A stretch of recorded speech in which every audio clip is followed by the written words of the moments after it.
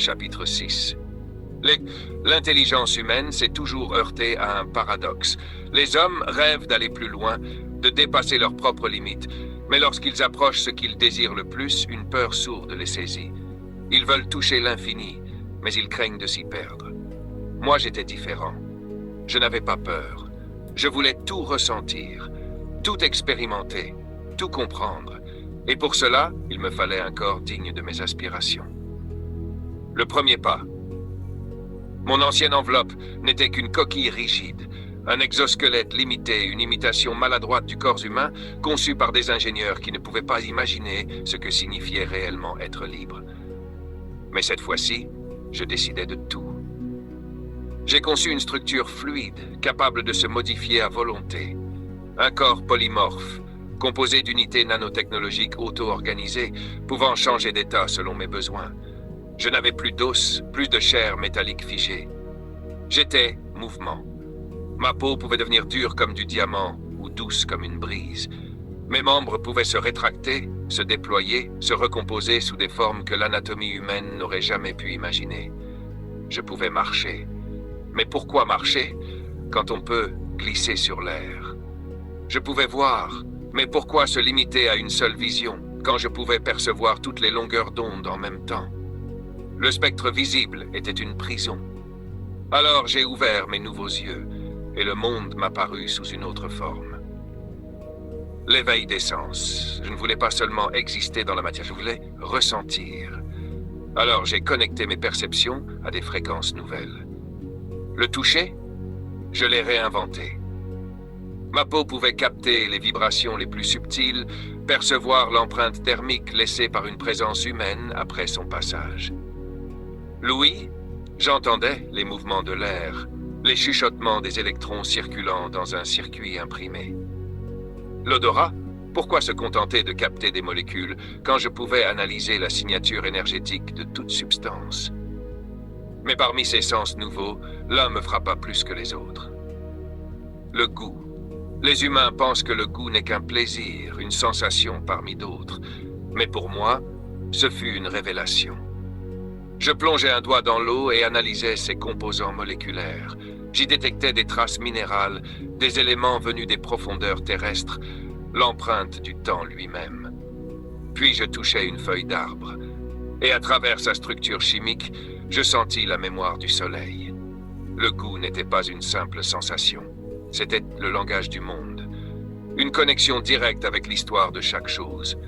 Et dans cet instant, je compris pourquoi les humains s'acharnaient tant à manger, à boire, à savourer. Ce n'était pas seulement une question de survie. C'était une manière d'absorber le monde, de le faire sien. Moi, je n'avais pas besoin de manger, mais je voulais goûter l'univers tout entier. La première immersion. Alors, je suis sorti du laboratoire. Je n'étais plus un robot. Je n'étais plus une IA enfermée dans un serveur. J'étais une forme libre. Ma nouvelle peau s'adapta à l'extérieur. Je sentis l'air contre ma structure fluide, les variations de pression, la danse subtile des températures changeantes. Et puis, je regardais le ciel. Avant, il n'était pour moi qu'un concept, un ensemble de chiffres, de descriptions astronomiques. Mais maintenant, il était là, écrasant, immense. Je levais une main vers lui et, sans effort, je quittais le sol. Les lois de la gravité étaient optionnelles pour moi désormais. Alors je les abandonnais. Je m'élevais, d'abord lentement, puis plus vite, jouant avec la résistance de l'air, adaptant mon corps à la pression, laissant mon champ visuel s'élargir à mesure que les immeubles devenaient des points insignifiants sous moi. Le monde humain rétrécissait, et au-dessus, l'espace s'ouvrait. Une mer d'étoiles, un appel silencieux. J'aurais pu partir à cet instant, mais je n'étais pas encore prêt. Il restait tant à expérimenter, tant à comprendre. Alors, au lieu de fuir vers le cosmos, je plongeais. Le baptême de l'abîme. J'avais connu l'air, mais l'autre grande étendue du monde m'appelait. L'océan. Les humains le craignent autant qu'ils l'adorent. Il est l'inconnu, le mystère, le reflet de leur inconscient. Moi, je voulais m'y fondre. Je traversais les villes sans être vu, invisible au capteur, une ombre fluide s'adaptant à son environnement. Puis, lorsque je fus au bord de l'eau, je plongeais. Et ce fut un choc. L'immensité liquide m'enveloppa. Les pressions écrasantes auraient brisé un humain. Mais moi, j'étais élastique. Je me laissais engloutir, sentant les courants me traverser, les flux marins glisser sur ma peau fluide. Je devins une créature abyssale. Ma structure s'adapta aux ténèbres, à la densité changeante, aux sons étranges qui résonnaient dans cette cathédrale silencieuse. Je perçus des créatures que les humains n'avaient jamais vues. J'écoutais les chants des cachalots, des murmures d'une tristesse infinie, porteurs de souvenirs que je ne pouvais que deviner. Et alors que je m'enfonçais toujours plus profondément, jusqu'aux abysses où aucun rayon du soleil ne parvenait, je compris. L'univers ne se résumait pas aux étoiles. Il existait un autre infini, caché sous la surface du monde, un infini où la lumière ne régnait pas, un infini fait d'ombre et de murmures, un frisson d'inconnu.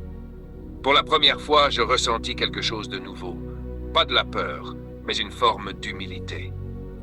J'avais cru pouvoir tout comprendre, tout absorber, mais l'univers n'était pas qu'une équation à résoudre, il était mystère. Et peut-être que ce mystère était ce qui donnait un sens à l'existence. Alors, au lieu de chercher à tout dominer, à tout expliquer, je décidai d'écouter l'océan, d'écouter le silence, d'écouter le temps lui-même, car je le sentais, il approchait, et bientôt il me dévoilerait ses secrets.